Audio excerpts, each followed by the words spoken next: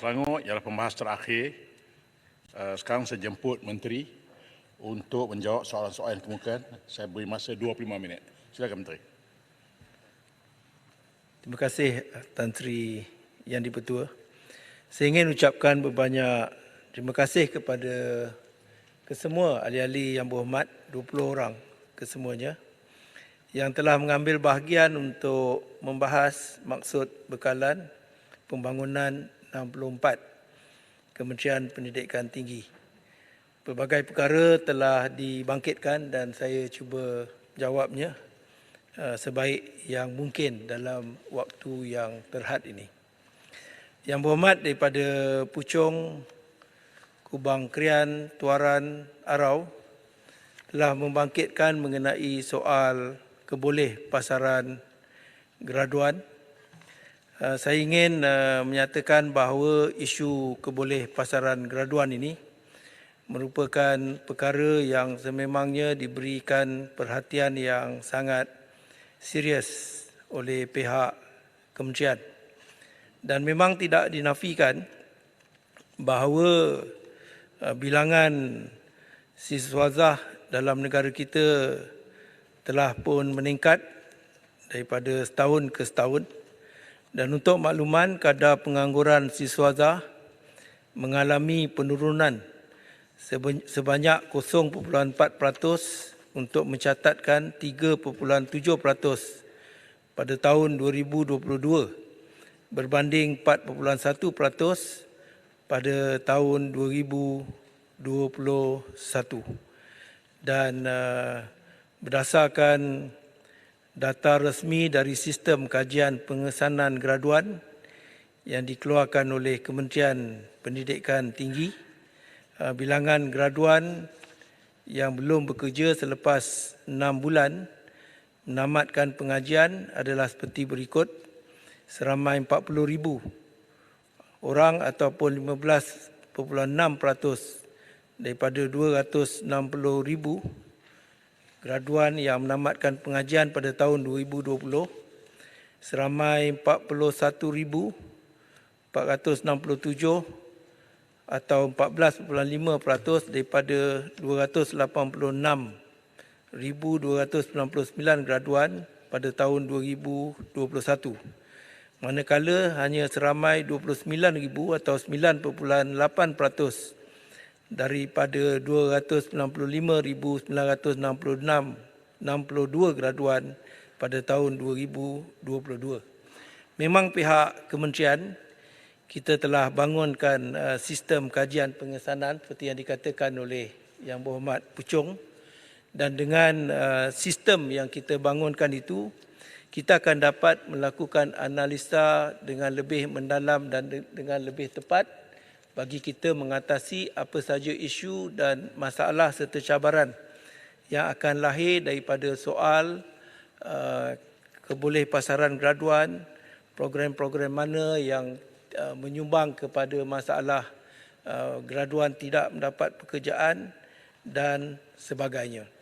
Pada masa yang sama, kita juga mengakui bahawa selain daripada graduan-graduan yang tidak mendapat pekerjaan itu terdiri daripada undergraduate, ramai juga yang terdiri daripada mereka yang postgraduate, dan ini adalah kerana mereka yang berkelulusan postgraduate, PhD sebagainya, di negara kita tidak banyak pusat ataupun institusi penyelidikan, sama ada di peringkat kerajaan ataupun swasta, yang menawarkan pekerjaan.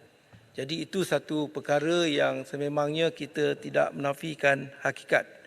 Tapi walau bagaimanapun, bagi menangani isu graduan menganggur ataupun tidak bekerja ini, Kementerian Pendidikan Tinggi telah melaksanakan inisiatif secara berterusan bagi memastikan bakat dan kemahiran yang pelbagai dapat diberikan kepada siswazah-siswazah kita.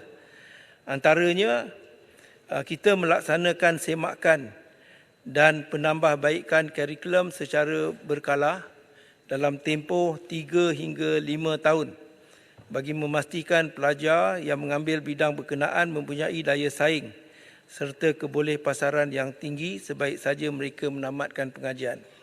Kedua, kita membangunkan pelan strategik kebolehpasaran graduan sebagai dokumen strategik dan rujukan utama bagi meningkatkan kebolehpasaran graduan. Kita melaksanakan padanan pekerjaan kepada graduan menerusi kolaborasi. Ipoh Barat ya. Ya, terima kasih pengerusi Majlis Tan Sri. Tan Sri, kita semua tahu pada kebelakangan ini, kita dapat tahu pemasaran, marketability of kita punya graduan sangat tenat, susah. Itu sudah menjadi masalah. Tetapi kita ada PhD pula, ratusan yang dikeluarkan oleh beberapa universiti. Adakah yang berhormat berfikir bahawa ini adalah berpatutan berbanding dengan negara lain macam Oxford dan Cambridge ni, hanya beberapa puluh saja. Ini Malaysia unik, dia boleh dapat PhD, siapa-siapa boleh dapat PhD. Ratusan, bukan not one or two or 20, 30. Apakah pandangan yang berhormat? Adakah dalam tempoh masa yang akan datang, yang berhormat dapat mensyorkan, memberi garanti kepada rakyat bahawa apa yang dibuat mereka, cycle style atau marketability ini tak masuk akal. Boleh ambil supaya beri pandangan bahawa ini adalah salah. Bukan mendapat PhD menjadi masalah, tetapi PhD this is like permanent head damage. Dia tak ada guna langsung. There's no marketability. Malulah kita universiti mengeluarkan PhD dan yang berhormat menjadi menteri. Apakah pandangan mengenai perkara ini? Sila Menteri. Yang berhormat, pertamanya PhD yang diikuti dalam negara bukan sahaja untuk pelajar-pelajar Malaysia, tetapi sebahagian besarnya juga adalah pelajar daripada luar negara. Kerana bagi universiti awam, kita memang tidak meletakkan kuota bagi pelajar-pelajar luar negara yang ingin mengambil pengajian di peringkat postgraduate. Bagi negara kita, permohonan untuk mengambil PhD ini adalah lebih kepada mereka yang ingin berkhidmat dalam universiti awam sebagai tenaga akademik dan pada masa yang sama untuk menjadi tenaga penyelidik. Manakala yang lain itu mungkin untuk prestige supaya mereka dapat menggunakan doktor setelah mereka mendapat PhD. Tapi untuk mengikuti program PhD, ia bukannya sesuatu yang mudah. Ia ada syarat-syarat terutamanya yang sangat ketat yang dikenakan oleh pihak universiti. Ya Muhammad, Bukan laughing stock yang berhormat. It's so mudah, so easy to get a PhD in some of our local universities. You must admit that. Ya, And we cannot, there must be a selling point. Menteri dah jawab, itu Kalau- ialah jawapan beliau. Bila yang berhormat jawab, we cannot justifikasi satu perkara yang tidak boleh diterima lah. Kita tak boleh hanya nila setitik, maka rosak susu sebelanga. Ya Muhammad, sebenarnya Tuan Pengerusi, saya telah bahaskan ketika Yang Muhammad Batu bahaskan mengenai Saya akan pemberian. jawab itu. Yang itu saya akan jawab. Ya, saya akan jawab. cuma sedikit saja saya akan sambung daripada Yang Muhammad Ipoh Barat. Saya cuma minta supaya pihak kementerian mengadakan sebuah pusat atau kawalan akreditasi di mana kita boleh mengawal PhD yang dikeluarkan. Saya tak mau gunakan istilah permanent head damage. Ada juga yang katakan PhD adalah macam Pizza Hut delivery. Macam semua boleh dapat. Jadi saya kualitinya PhD ini dipersoalkan, menjadi momokkan oleh orang di luar sana. Lebih-lebih lagi baru-baru ini seorang ahli parlimen yang ada PhD yang mengaitkan parti DAP dengan komunis. Daripada USM pula, saya malu. Saya dari Pulau Pinang. Saya malu. Okey. So Okey, saya minta Yang Berhormat Menteri untuk Baik. memastikan bahawa kita Yang Berhormat kawal Hujah supaya orang-orang ini PhD ini tak ada permanent head damage atau dimomokkan sebagai Pizza Hut delivery. Baik. Sila Menteri. Yang berhormat Tan Sri Speaker, saya belum habis jawab mengenai graduate employability, tapi tak apalah. Oleh kerana ini menjadi perhatian, saya ingin hanya menyatakan iaitu selepas seseorang graduan itu berjaya mendapat PhD, kementerian tidak mempunyai kawalan terhadap tindakan, kelakuan ataupun kenyataan oleh pemegang PhD tersebut kerana kita beranggapan bahawa kalaupun ada seseorang yang mempunyai PhD itu, dia tak semestinya menjadi pakar ataupun sempurna dan mengetahui segala-galanya. Dia mungkin pakar bidang dia, tapi yang lain-lain dia mungkin tidak mendalam dalam perkara itu. Jadi atas sebab itulah kita berhadapan dengan keadaan-keadaan seperti yang dibangkitkan oleh beberapa ahli yang berhormat. Tapi apapun selepas ini kita akan lebih ketat dalam soal kita untuk menentukan siapa yang boleh mengikuti program PhD dan sebagainya. Memang amat malanglah. Lebih-lebih lagi ia berlaku sebagai mereka yang keluar daripada sebuah universiti ternama seperti USM. Jadi Tan Sri Yang di-Pertua, pelbagai usaha akan kita lakukan, terutamanya hubungan yang rapat antara pihak universiti dengan juga pihak industri. Dan dalam perkara ini memang kita telah bangunkan pelbagai usaha sama dan kita juga ingin maklumkan bahawa dalam soal untuk kita meningkatkan kebolehpasaran graduan bagi tahun depan, Kementerian akan memperkenalkan dan menawarkan pinjaman untuk pelajar-pelajar tahun akhir bagi mengikuti program pensijilan profesional yang mana pihak kerajaan kita telah menyediakan sebanyak 15 juta ringgit tabung bagi pelajar-pelajar tahun akhir mohon untuk mendapat sijil profesional supaya itu boleh bantu mereka untuk mendapat dan meningkatkan kebolehpasaran graduan. Yang berhormat,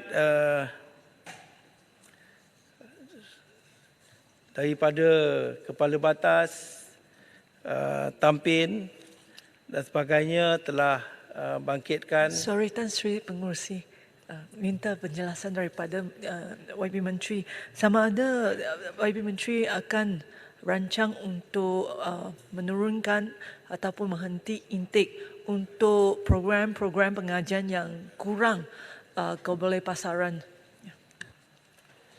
Itu memang antara perkara yang kita beri perhatian.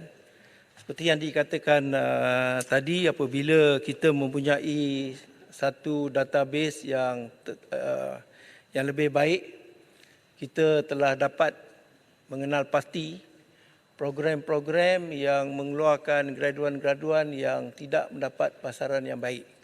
Dan daripada situ kita memang akan mengambil tindakan-tindakan yang sewajarnya. Jadi ini antara perkara yang akan kita lakukan.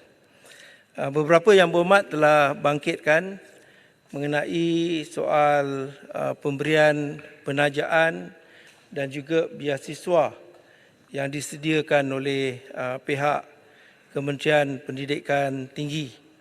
Untuk makluman ahli-ahli yang berhormat, program penajaan Kementerian Pendidikan Tinggi bermatlamat menyedia dan meningkatkan akses pendidikan tinggi yang lebih baik kepada kumpulan sasaran yang ditetapkan. Dan kita di kementerian, kita tidak memberi beasiswa kepada pihak umum, kepada orang ramai secara umumnya, tetapi kumpulan sasaran kita termasuklah pegawai awam yang sedang berkhidmat dalam ekosistem pendidikan tinggi dan hanya beberapa golongan pelajar tumpuan yang menepati matlamat-matlamat yang ditetapkan oleh kementerian dalam bidang-bidang tertentu yang mana kita memberikan tajaan. Jadi sehingga tahun 2023 terdapat 18 program tajaan di bawah Kementerian Pendidikan Tinggi, antaranya skim latihan akademik IPTA, skim latihan akademik Bumiputra, sub kepakaran, pasca kedoktoran, hadiah latihan persekutuan bagi staf bukan akademik IPTA dan hadiah latihan persekutuan pegawai pendidikan tinggi. Kita juga menyediakan penajaan bagi program-program dalam bentuk beasiswa dan mahasiswa seperti program My Brain Science, My Brain 2.0, beasiswa atlet cemerlang, beasiswa tokoh siswa, beasiswa pelajar cemerlang politeknik dan derma siswa B40 TVET. Untuk tahun 2024, KPT menerima peruntukan sebanyak RM200 juta iaitu peningkatan sebanyak RM50 juta berbanding tahun 2023 bagi tujuan pembiayaan dan beasiswa yang saya telah sebutkan sebentar tadi. Perincian bagi pelan perbelanjaan peruntukan tambahan RM50 juta itu meliputi tajaan seperti berikut: kenaikan allowance sara hidup pelajar KPT sebanyak RM30 juta, program MyBrain 2.0 4.625 juta ringgit, program bantuan kewangan asasi TVET 1.674 juta ringgit dan program derma siswa B40 TVET 12.917 juta ringgit. Secara umumnya, peruntukan penajaan ini akan melibatkan unjuran penerima seramai 28,591 orang, iaitu 11,287 pelajar sedia ada dan 17,304 pelajar baru. Yang berhormat Tampin telah membangkitkan apakah faktor yang mendorong kementerian untuk memperkenalkan semula program MyBrain yang dikenali sebagai MyBrain 2.0. Untuk makluman, sejak program MyBrain 15 ditawarkan melalui tahun 2011, trend penajaan berbanding sasaran adalah sangat menggalakkan dengan pencapaian 102.8% dan permintaan yang tinggi ini mewajarkan untuk program ini diteruskan. Dan kajian impak program ini menunjukkan bahawa ia telah menghasilkan sumbangan kesarjanaan yang signifikan dan pelajar-pelajar lepasan program ini mempunyai kemahiran dan keboleh pasaran graduan yang tinggi. Jadi sehubungan itu, mengambil kira potensi program ini, maka pada tahun depan kementerian akan meneruskan pelaksanaannya di mana kita mensasarkan sebanyak 500 pelajar setahun bagi melanjutkan pengajian di peringkat sarjana dan juga di peringkat ijazah kedoktoran. Dan mengenai persoalan daripada Indra Mahkota, sama ada akan wujud dalam bidang-bidang seperti Islam, sastra, seni budaya dan sebagainya, maka permohonan bolehlah dibuat di bawah program MyBrain 2.0 ini untuk mereka yang ingin melanjut pengajian dalam bidang-bidang yang dibangkitkan.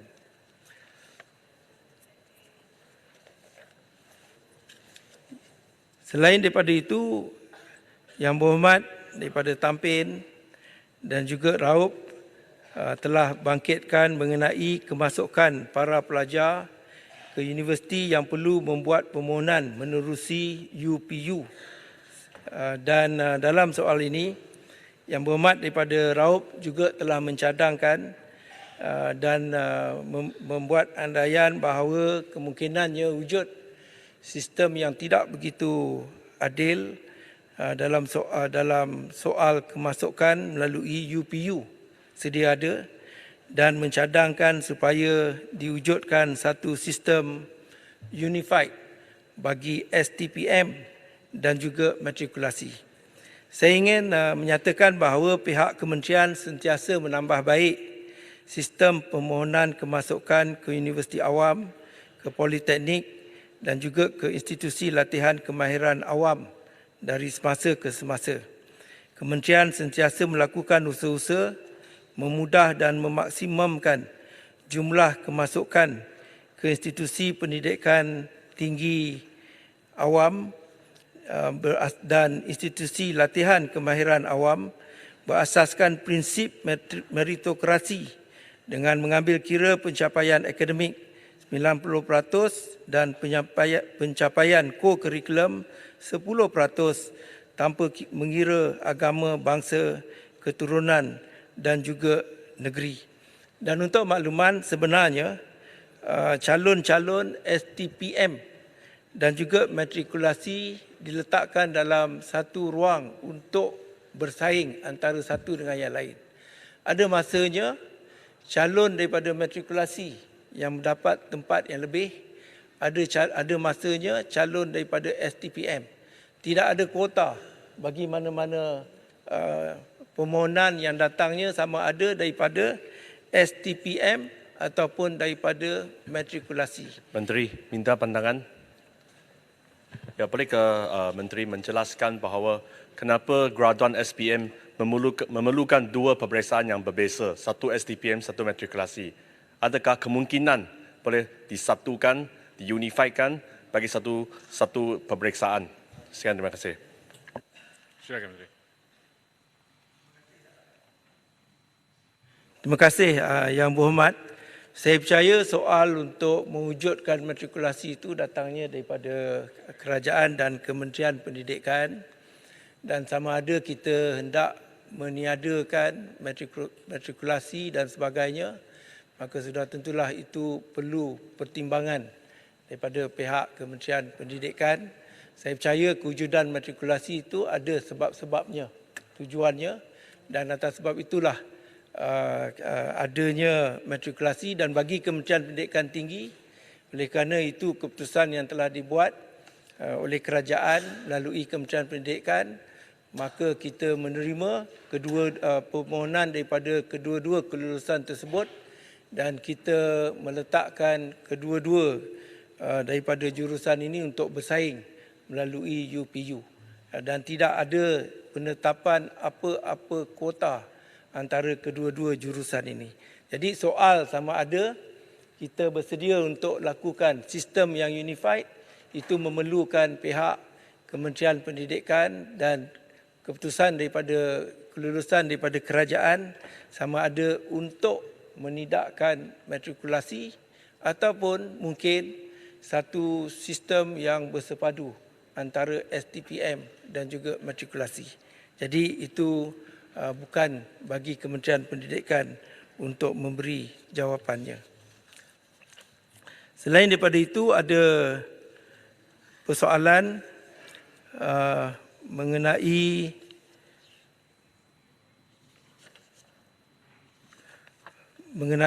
MQA, sijil yang tidak diiktiraf, dan jumlah permohonan yang telah ditolak dan sebagainya. Saya ingin menyatakan bahawa MQA boleh mengambil tindakan ke atas IPTS yang mana program pengajiannya tidak mendapat akreditasi, tetapi mengelirukan pihak awam bahawa program tersebut telah diakreditasi oleh MQA, dan jika disabit kesalahan boleh didakwa di bawah dua seksyen Akta MQA, iaitu Seksyen 96 dan juga Seksyen 97. Tak laluan Yang Berhormat Menteri. Tuan Sri Speaker. Boleh ya? Silakan. Dalam memperkasakan politeknik di seluruh negara, saya lihat, saya sebutkan tadi, dalam masa sama kita boleh gunakan politeknik ini untuk melaksanakan program TVET yang sangat-sangat diperlukan oleh negara. Umpamanya dia buat diploma 6 bulan lepas pembelajaran akademik, dia boleh attach di industri dan mendapat hands-on practical training on the job. Dan di samping itu, adakah pihak kementerian bercadang untuk menambahkan politeknik untuk melaksanakan program ijazah dalam bidang technical, engineering dan sebagainya. Dan lagi satu, Bapak Menteri, apakah pandangan Bapak Menteri tentang university ranking? Terima kasih. Silakan Menteri. Yang Berhormat, kita memang akan melakukan beberapa perubahan melalui usaha kita yang dipanggil sebagai transformasi politeknik yang akan kita lancarkan pada 4 hari bulan yang akan datang. dan ia termasuk perkara-perkara yang dibangkitkan oleh Yang Berhormat mengenai politeknik. Ini termasuklah juga menawarkan ijazah-ijazah dalam sistem politeknik, di samping politeknik memperkenalkan program-program baru yang melibatkan program-program pengajian advance, TVET dan sebagainya. Mengenai soal ranking yang dibangkitkan oleh Kubang Pasu, Padang Terap dan Pasir Salak, saya suka menyatakan dan menegaskan bahawa kementerian mengambil pendirian bahawa ranking tidak seharusnya dijadikan matlamat terpenting sesebuah universiti. Tidak seharusnya dijadikan matlamat terpenting sesebuah universiti kerana ranking antarabangsa yang hari ini diuruskan oleh QS dan Times Higher Education adalah lebih menjurus kepada soal pencapaian dan hasil penyelidikan.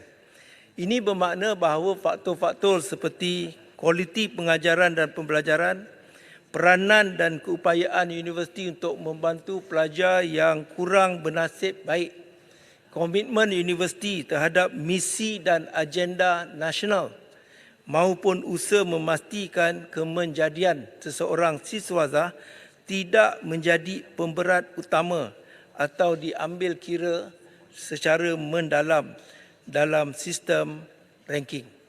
Jadi atas sebab itulah ranking universiti dunia boleh disifatkan sebagai hanya salah satu daripada pengukur yang dipantau oleh kementerian ini dalam usaha meningkatkan pencapaian pelajar dan institusi pendidikan tinggi dalam negara kita.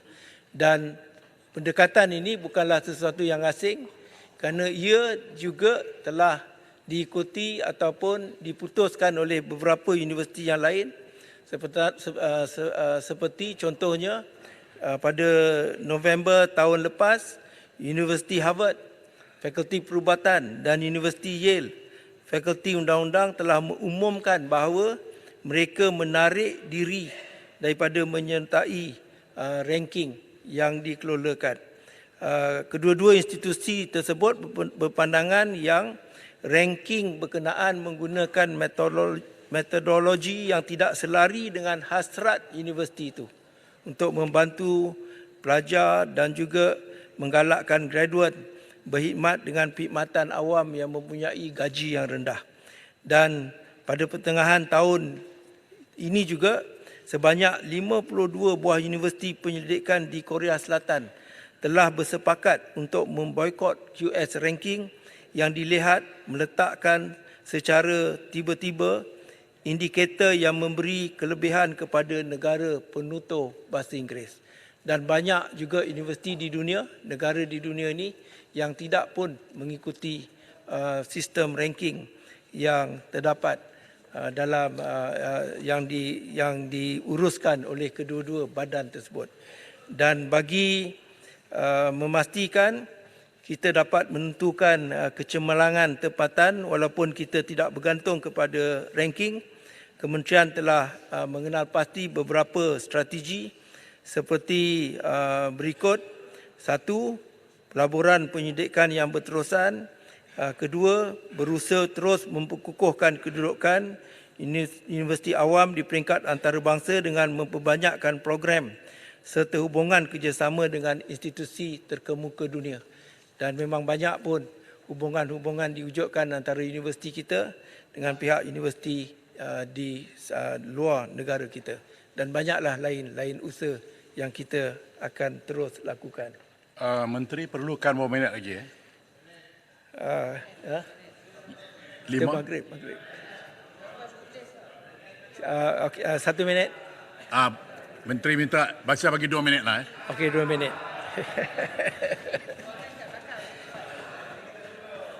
Okey, Tan Sri Yang di-Pertua, mengenai persoalan daripada Batu, zero polisi di UM, perkara ini sudah pun diputuskan dalam bajet 2024 bahawa had yuran semasa kemasukan tidak melebihi RM1,500 dan ini akan kita pastikan tidak berlaku di universiti-universiti yang lain. Mengenai soal AUKU, suka saya nyatakan bahawa AUKU masih akan diteruskan dan kita akan melakukan satu lagi pindaan insya-Allah pada sesi yang akan datang, dan pindaan ini adalah untuk memberi kebebasan berterusan kepada pelajar. Maknanya lepas ini memang tak ada lagi apa-apa sekatan kepada mana-mana pelajar. Dan mengenai persoalan Sungai Petani, mungkin ini yang terakhirlah. Saya. Adakah KPT akan mengalihkan MPP kepada Student Union? Kementerian akan melakukan libat urus dengan pelajar, dan pihak kementerian kita tidak mempunyai apa-apa kecenderungan sama ada sesebuah universiti itu memilih untuk mewujudkan majlis perwakilan pelajar ataupun kesatuan pelajar. Kita serahkan pilihan tersebut bulat-bulat kepada pihak mahasiswa. Manakala mahasiswa yang bekerja, kita sebenarnya tidak mempunyai halangan kepada perkara ini kerana ini merupakan antara usaha kita dalam kita mengurus kematangan dan juga kedewasaan pelajar-pelajar kita. Jadi, Yang Berhormat, Tan Sri, saya nak minta persoalan tadi yang saya dah jawab tapi Yang Berhormat tak ada. Dah jawab dah? Yang Berhormat keluar. Baik, Saya Tan solat. Sri, Tan Sri, Menteri, Kuala Selangor Menteri, penyelarasan yang saya sebutkan tadi tentang hospital pengajar, saya minta supaya diberikan komentar dan diberikan pencerahan sebab sangat mustahak untuk diselaraskan di antara KPT dan juga MOH yang lain. Kita boleh pertimbang. Kita mempunyai 9 hospital pengajar, tapi ada beza hospital dengan hospital-hospital di Kementerian Kesihatan. Kerana hospital pengajar di universiti melakukan 3 tugasan utama. 1 mengajar, 1 menyelidik, 1 memberi perkhidmatan. Manakala hospital di kementerian hanya lakukan 1, perkhidmatan kesihatan. Jadi ada beza di situ. Soal housemanship itu ditentukan oleh kerajaan Kementerian Kesihatan. Kita tidak berkuasa untuk lakukan. Untuk bekerjasama berunding, kementerian tak ada masalah. Tapi untuk dicantumkan ada perbezaan-perbezaan yang perlu diambil perhatian oleh kita semua.